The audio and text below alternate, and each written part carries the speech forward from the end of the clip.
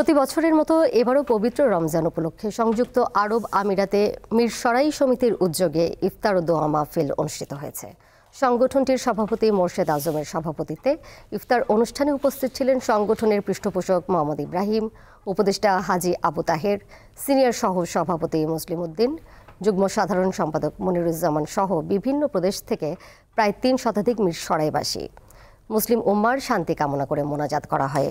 এতে ভিডিও করে নেন, ভিডিও নেন।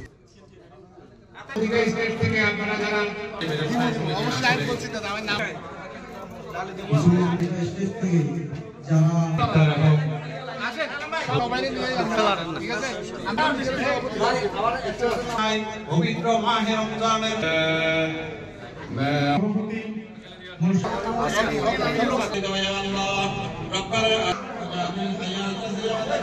আমরা সবাই মিলে